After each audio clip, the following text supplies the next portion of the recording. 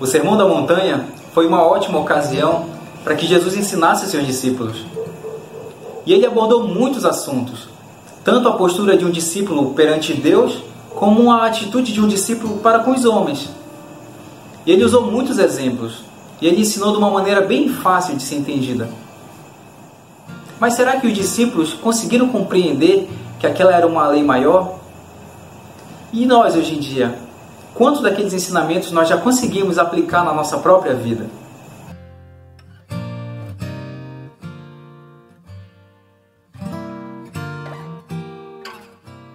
O primeiro tópico de estudo desse capítulo é: devo colocar o meu coração nas coisas espirituais.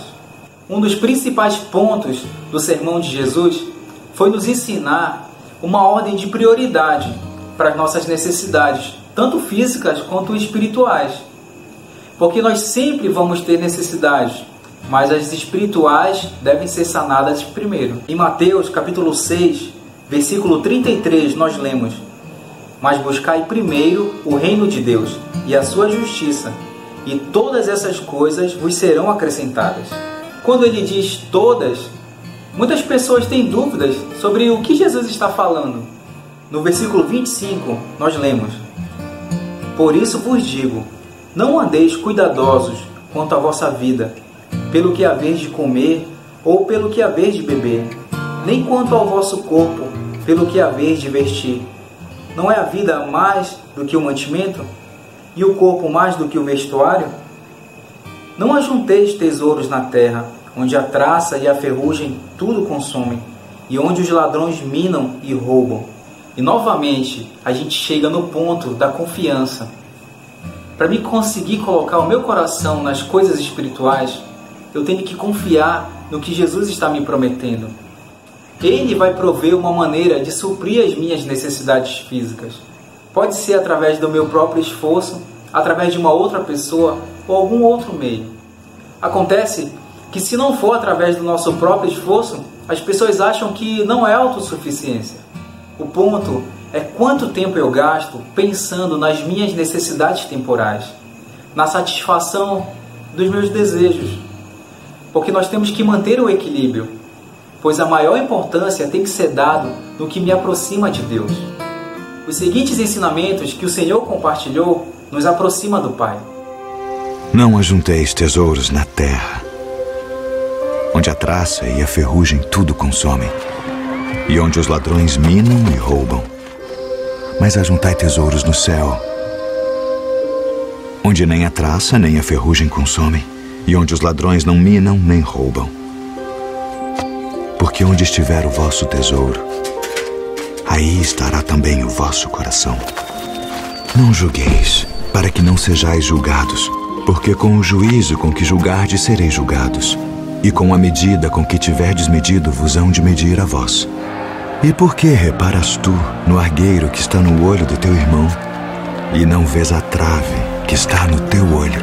Ou como dirás a teu irmão: deixa-me tirar o argueiro do teu olho, estando uma trave no teu?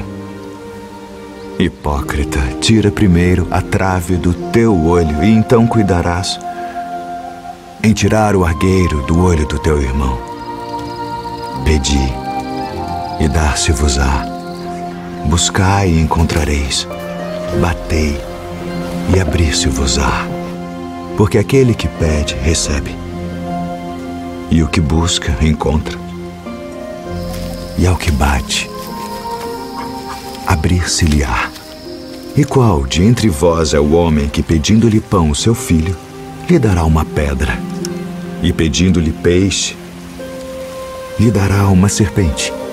Se vós, pois, sendo maus, sabeis dar boas coisas aos vossos filhos, quanto mais vosso Pai, que está nos céus, dará bens aos que lhe pedirem. Portanto, tudo que vós quereis que os homens vos façam, fazei-lo também vós. Porque esta é a lei e os profetas. Entrai pela porta estreita, porque larga é a porta e espaçoso o caminho que conduz à perdição, e muitos são os que entram por ela. E porque estreita é a porta e apertado o caminho que leva à vida, e poucos há que a encontrem. Acautelai-vos, porém, dos falsos profetas, que vêm até vós vestidos como ovelhas, mas interiormente são lobos devoradores. Por seus frutos os conhecereis. Porventura colhem-se uvas dos espinheiros ou figos dos abrolhos? Não pode a árvore boa dar maus frutos, nem a árvore má dar frutos bons. Toda árvore que não dá bom fruto corta-se e lança-se no fogo. Portanto, pelos seus frutos os conhecereis. Nem todo o que me diz, Senhor, Senhor, entrará no reino dos céus, mas aquele que faz a vontade de meu Pai, que está nos céus. Muitos me dirão naquele dia, Senhor, Senhor, não profetizamos nós em Teu nome, e em Teu nome não expulsamos demônios, e em Teu nome não fizemos muitas maravilhas? Então lhes direi abertamente, nunca vos conheci. Apartai-vos de mim, vós que praticais a iniquidade. Todo aquele, pois, que escuta estas minhas palavras e as pratica, assemelhá-lo-ei ao homem prudente que edificou a sua casa sobre a rocha. E desceu a chuva, e correram rios, e assopraram ventos, e combateram aquela casa, e não caiu, porque estava edificada sobre a rocha. E aquele que ouve estas minhas palavras e não as cumpre, compará-lo-ei ao homem insensato que edificou a sua casa sobre a areia, e desceu a chuva, e correram rios, e assopraram ventos, e combateram aquela casa, e caiu. E foi grande a sua queda. Vejamos um resumo desses ensinamentos. As atitudes e ações que me aproximam de Deus. No capítulo 6 de Mateus, nós vemos no versículo 1 a 4, falamos muito sobre a nossa maneira de contribuir com as pessoas, de dar esmolas, do nosso auxílio. Falamos sobre a oração nos versículos 5 a 13. Nós lemos sobre perdão nos versículos 14 e 15. Nós aprendemos sobre o jejum do versículo 16 ao 18. Nós lemos sobre os tesouros e as suas importâncias do versículo 19 a 21. Nós aprendemos sobre serviço no versículo 24. E nós aprendemos sobre as nossas necessidades e as suas prioridades do versículo 25 a 32. Já no capítulo 7, nós aprendemos sobre os julgamentos do versículo 1 ao versículo 5. Nós lemos sobre os nossos pedidos ao Pai, no versículo 7 ao 11. Nós aprendemos sobre as nossas escolhas, do versículo 12 até o 15. E sobre as nossas obras, do versículo 16 até o 20.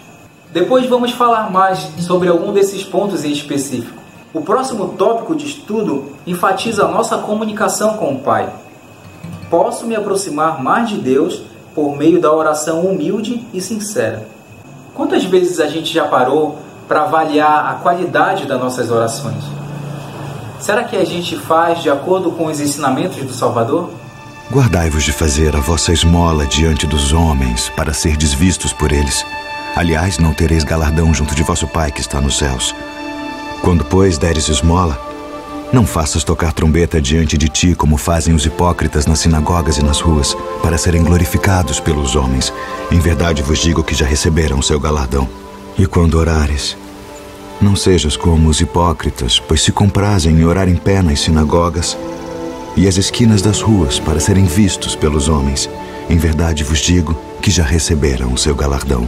Mas tu, quando orares, entra no teu aposento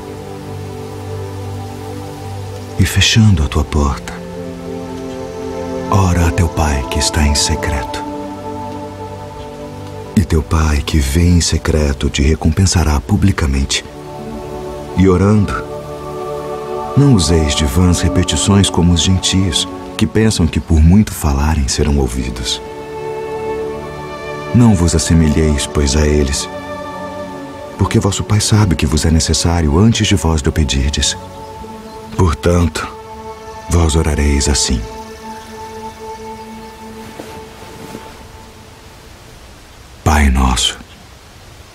estás nos céus, santificado seja o teu nome. Venha o teu reino. Seja feita a tua vontade, assim na terra como no céu. O pão nosso de cada dia nos dá hoje. E perdoa-nos as nossas dívidas, assim como nós perdoamos aos nossos devedores. E não nos induza à tentação, mas livra-nos do mal. Porque teu é o reino, e o poder, e a glória para sempre. Amém.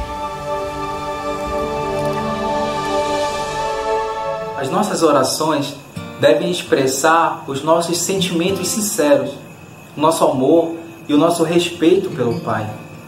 Deve ser espontâneo, nada ensaiado ou automático. O próximo tópico de estudo: o que significa usar vãs repetições na oração? A gente costuma interpretar vãs repetições como se a gente fosse ficar repetindo várias vezes as mesmas palavras. Mas a palavra vã tem o significado de algo que não tem valor. Então, usar vãs repetições na oração pode significar fazer uma oração sem um sentimento sincero no coração. Existe um episódio muito curioso registrado no livro de Mórmon sobre um povo chamado os Zoramitas e a maneira deles de orar. No livro de Alma, no capítulo 31, nós lemos: Ora, quando chegaram à terra, eis que notaram com um grande espanto que os Zoramitas haviam construído sinagogas e que se reuniam um certo dia da semana, ao qual chamavam Dia do Senhor, e adoravam de um modo que Alma e seus irmãos ainda não haviam visto. Pois haviam construído no centro da sua sinagoga um local para ficarem de pé, que ficava mais alto que a cabeça, e cuja parte superior só cabia uma pessoa. Portanto, quem desejasse adorar devia subir nessa plataforma e estender as mãos para o céu e clamar em alta voz, dizendo: Ora, aconteceu que, tendo Alma e seus irmãos e seus filhos ouvido estas orações, ficaram extremamente admirados, pois eis que cada um se adiantava e proferia essas mesmas orações. Ora, esse lugar era por ele chamado Ramiúbiton, que quer dizer púlpito sagrado. Ora, desse púlpito cada homem oferecia a mesma oração a Deus, agradecendo a seu Deus por terem sido escolhidos por ele e por ele não os ter induzido a seguir as tradições de seus irmãos e não ter deixado que seu coração fosse atraído pela crença em coisas futuras, das quais nada sabiam. Ora, depois de todo o povo agradecer dessa forma, voltavam para casa, não falando mais em seu Deus, até que se reunissem novamente, diante do púlpito sagrado, para render graças à sua maneira. O próximo tópico de estudo: por que não recitamos a oração do Pai Nosso? Nossas orações seguem modelos e ensinamentos do Senhor Jesus Cristo. Ele nos ensinou a orar. Podemos aprender muitas lições importantes com suas orações. Podemos começar com a oração do Pai Nosso e acrescentar lições extraídas de outras orações que ele ofereceu. Prestem atenção às lições enquanto repito a oração do Pai Nosso. Pai nosso que estás nos céus, santificado seja o teu nome. Venha o teu reino, seja feita a tua vontade, assim na terra como no céu. O pão nosso de cada dia nos dá hoje. E perdoa-nos as nossas dívidas, assim como nós perdoamos aos nossos devedores. E não nos induzas à tentação, mas livra-nos do mal. Porque teu é o reino, e o poder e a glória, para sempre. Amém. A oração do Senhor está registrada 2 vezes no Novo Testamento e 1 vez no livro de Mórmon. Encontra-se também na tradução de Joseph Smith da Bíblia, onde são fornecidos esclarecimentos dessas 2 sentenças. Primeiro, perdoa-nos as nossas ofensas, assim como nós perdoamos aos que nos ofendem. E em segundo, não nos deixes ser levados à tentação, mas livra-nos do mal. O esclarecimento sobre o perdão é apoiado por outras declarações do Mestre. Disse ele a seus servos: Como vos tendes perdoado uns aos outros vossas ofensas, assim também eu, o Senhor, vos perdoo. Em outras palavras, se alguém quiser ser perdoado, deve primeiro perdoar. O esclarecimento sobre a tentação é útil, pois certamente não seríamos induzidos à tentação pela deidade. O Senhor disse: vigiai e orai para que não entreis em tentação. Embora as 4 versões da oração do Senhor não sejam idênticas, todas elas se iniciam com a saudação a nosso Pai, indicando um relacionamento íntimo entre Deus e seus filhos. A frase "santificado seja o teu nome" reflete o respeito e a atitude de adoração que devemos sentir ao orarmos. Seja feita a tua vontade expressa um conceito que debateremos mais tarde. Seu pedido do pão nosso de cada dia também inclui a necessidade de alimento espiritual. Jesus, que se denominou o pão da vida, fez uma promessa: aquele que vem a mim não terá fome.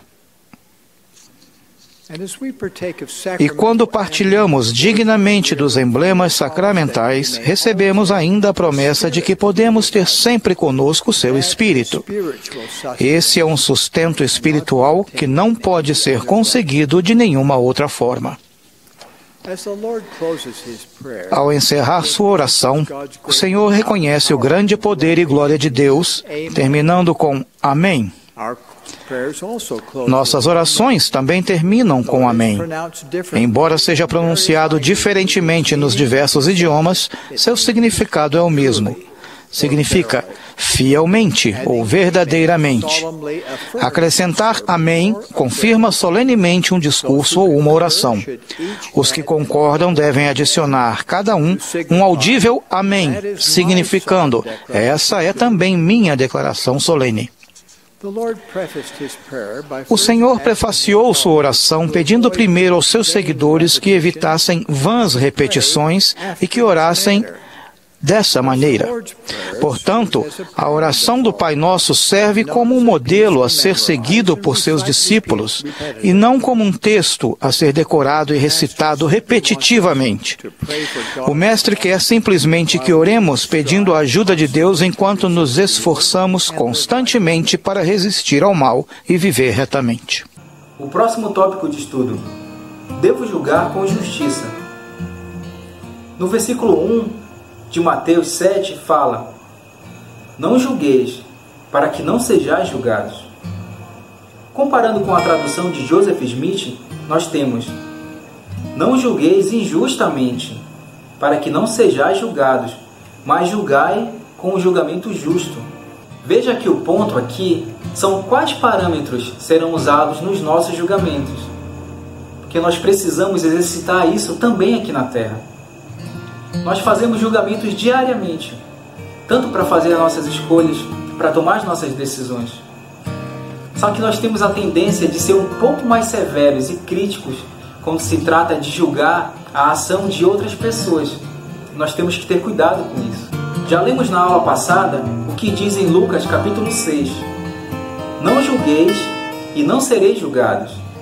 Não condeneis e não sereis condenados. Perdoai e sereis perdoados. Eu penso que não cabe a gente condenar a ação de ninguém, pois aqui na Terra nem o próprio Salvador condenou. Em João capítulo 3, no versículo 17, nós lemos: porque Deus enviou seu Filho ao mundo, não para que condenasse o mundo, mas para que o mundo fosse salvo por ele. Em João capítulo 8, nós lemos: ninguém te condenou? E ela disse: ninguém, Senhor. E disse-lhe Jesus: nem eu também te condeno. Vai-te e não peques mais. Se for o caso de a gente precisar julgar a ação de alguém, que a nossa balança pese sempre para o lado da misericórdia e que a gente faça isso com a finalidade de amadurecer a nossa escolha, de se manter firme na nossa determinação, na nossa vigilância e na nossa obediência. O último tópico de estudo desse capítulo é: posso conhecer a Cristo fazendo a sua vontade. Outro versículo que foi melhor esclarecido com a tradução de Joseph Smith foi o versículo 23 do capítulo 7 de Mateus. Muitos me dirão naquele dia: Senhor, Senhor, não profetizamos nós em Teu nome? E em Teu nome não expulsamos demônios? E em Teu nome não fizemos muitas maravilhas? E então lhes direi abertamente: Nunca vos conheci, apartai-vos de mim, vós que praticais a iniquidade. Comparando com a tradução, ele corrigiu a frase. E então direi: Vós nunca me conheceste.